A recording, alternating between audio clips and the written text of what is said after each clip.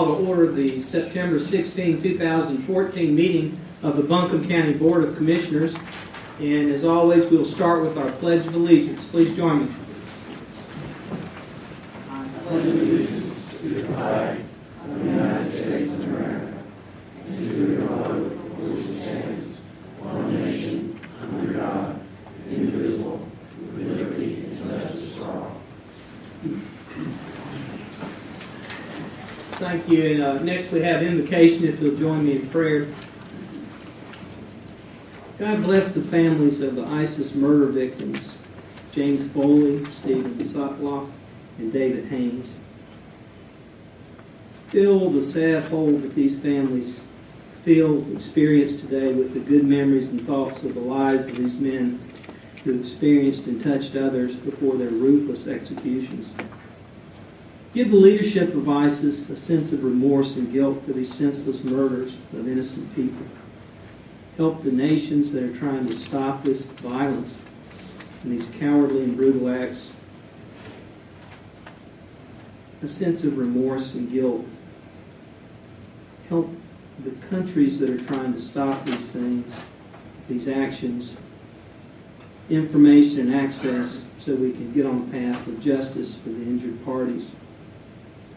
Bless the family of Gus Warrenham, a brave firefighter who gave his life in public service. Bless the city council and the city of Asheville for honoring him by naming the downtown fire department after him. Bless all the men and women who provide emergency services for us so that we can handle our business with the knowledge that these trained individuals will be there when or if we ever need them. Give us appreciation and insight in the coming change of seasons.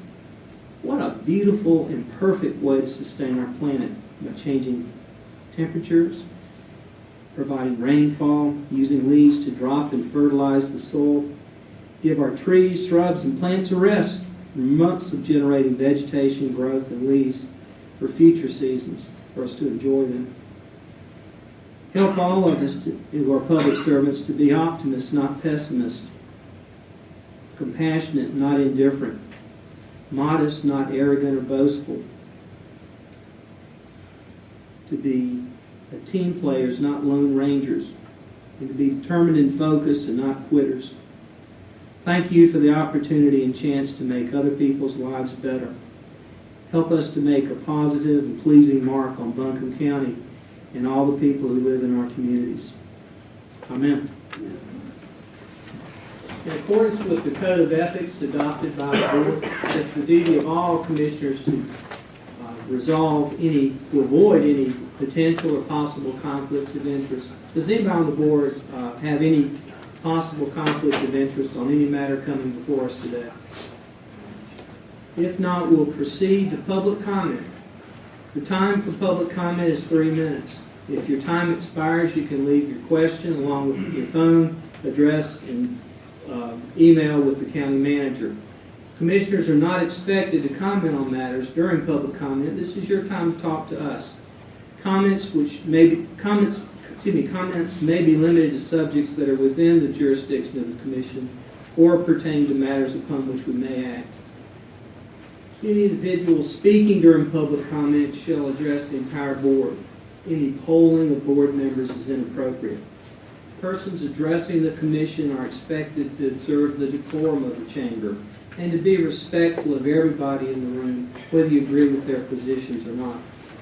Any person who willfully disrupts, interrupts, or disturbs the session will be asked to leave the meeting, and the Commission reserves the right to deny public address on any subject previously presented to the Board. Now, we will have public hearing on the Weaverville ETJ expansion, and you're welcome to speak at public comment, but I think it would be more appropriate to speak when we get to that public hearing if you're here for the Weaverville ETJ issues. Likewise, if anyone's here for the economic development incentive for Wicked Weed, we're going to have a public hearing on that later.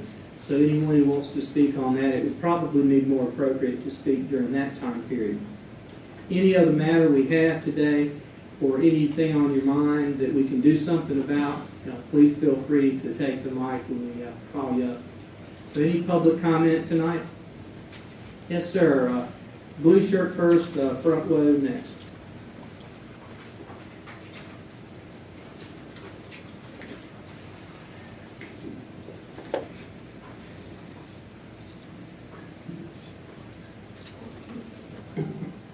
The name is Alan Purcell. I'm with Vietnam Veterans of America, Chapter 124, based out of Asheville. As you know, this is, or maybe you don't know, this is the 50th anniversary of the start of the Vietnam War. And there's been one residual effect that's been quite alarming, and that has to do with the multi-generational effects of spraying of Agent Orange in Vietnam from about 1962 to 1971. There were about 9 million gallons of Agent Orange that was used. It's had issues on the health of the Vietnam veterans. The most concern is multi-generational effects, is the birth effects of the children of Vietnam veterans, the grandchildren, great-grandchildren, or bearing the burden of our service in Vietnam. So, given that there's a lot of Agent Orange town hall meetings, which are educational meetings throughout the country, we are having one October 25th at AB Tech Anchor campus from 12 to 6. And we're inviting Vietnam veterans and their family members to attend to get the information they need to have regarding their health issues and the birth defect risk in having children based on the use of the Agent Orange in Vietnam.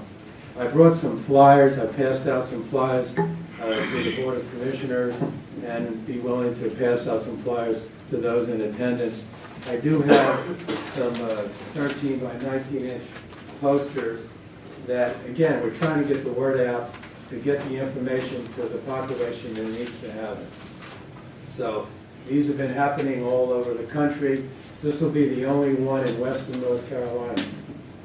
23 counties will be the only one putting on an Asian town hall meeting, October 25th. Now, you talked to our Veterans Division, Services Division.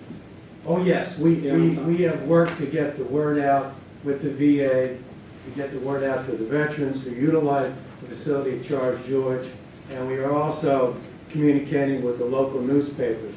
There's a chance that the Mountain Express will do an article, and we're meeting with John Boyle on Thursday to potentially do an article to get the information out to those who need to have the information. Anybody would like a poster? Any Board of Commissioners? Just maybe leave a couple with her, and I think Mr. Duffy wants one, and maybe some others. I'll leave them here. Yeah, that'd be good. That'd be good. We're going to have to do it. Thank you.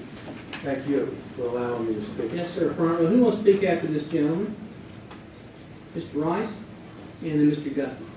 Or you want one of those? Okay.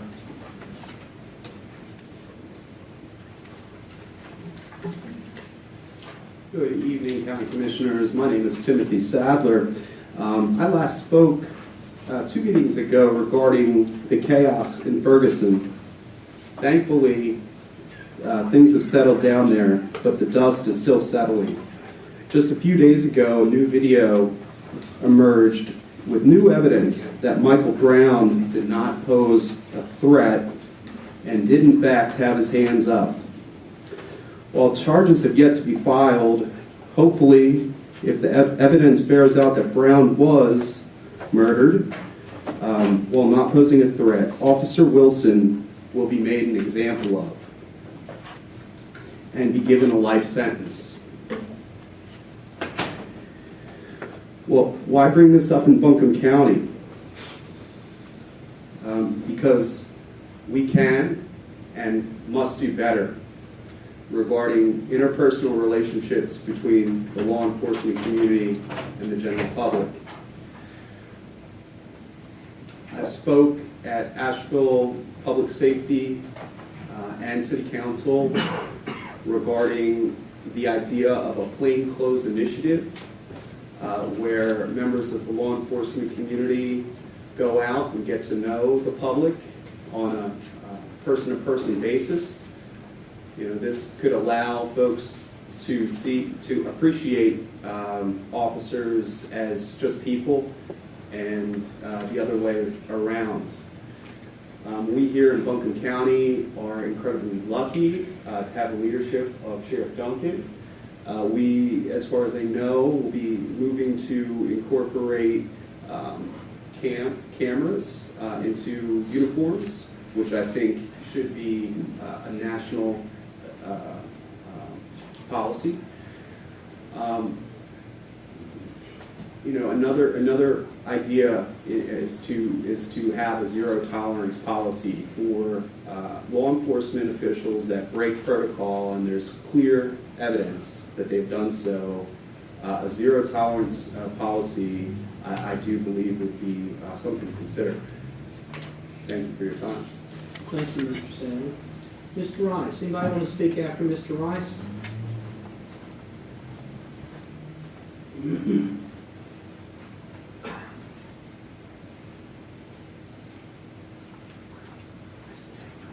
Mr. Chairman, members of the board. I guess I'll just sing the same old song until somebody hears the message. Sometimes you don't get the message the first time around. Second, third, fourth. Sometimes you have to run 5 times to get the President of the United States. Sometimes you just turn a deaf ear even though you know it's the truth. But when you look at the Inca campus, 80 Tech, with the contamination that's under that building, and nobody here is opening up and telling people about it, and not even telling what you're doing to solve the problem out there. And AB Tech the same way. They got the doors shut, nobody listened, nobody talking. Then you put on the agenda last week, under new business for the commitment of spec building proceeds. It don't even sound like anything going on at Inca campus. It don't even tell the true story. The newspaper never even captured the true story about the contamination that's on that site and about the children that could be affected. There's some high-stake rollers in this. You got Biltmore Farm. You got Ken Murphy, Taylor Murphy. You got LLCs. You got Ken Wilson Ford. You got Lewis that spoke here. You've got some high-stake rollers, multimillionaires. Now, I'm going to tell you something. When you start looking at the rich folks and you start giving them what you need to be representing as the common people, and you're giving them the profits and the proceeds, and you're giving them the edge instead of protecting lives, there's something wrong as a commissioner. Our representatives in the Inca District, I'll say it again, is lacking for representation on this subject. The wicked weed, and we'll talk about that after a while. People does not know the contamination that's out there like it really is, because they're not talking. The big question is that you're giving $2 million, or $1.3 million, to a 501c3 that's not even formed yet. You never had a public hearing. You hid it through the agenda. Now, I'm not just talking through the air. You hid it through the agenda. This does not talk about the real facts of the case at Inca. It's time you come clean as commissioners and start talking about the real subject that's out there at Inca campus and the contamination that's on that site. The truth will come out. And when it does, you'll see it. Waited all these years for CTS, now you're going after $2 million? $2 million ain't the worth of the lives of people that it's harmed. That's not even the beginning. We'll be glad to look at any testing you've done, Mr. Rice, or anything you have. Just send it to us. I'll make sure it gets to all the commissioners. You've already got it. Any other public comment tonight? If not, we'll proceed with the meeting, the general meeting. Is there a motion to follow the agenda as we set out? So moved. A motion by Vice Chair Frost. Is there a second? Second. Second by Commissioner Jones. Any discussion? All those in favor say aye. Aye. All opposed, no. Then we will follow the agenda as printed, including we've adopted the consent agenda. First matter of business we have today is public hearing on the expansion of county zoning to include Weaverville's extraterritorial jurisdiction. Mr. Josh O'Connor is going to tell us about why the county is taking over property around Weaverville. Mr. O'Connor? I'm going to try to do a little bit better tonight, speaking in the microphone, but I've got to lean into it, so I'll look a little weird. This is taking place because of an action taken by the North Carolina General Assembly under Session Law 2014-26, which revoked the ability of the town of Weaverville to maintain an ETJ and provided 120 days following July 1st, 2014 for Buncombe County to implement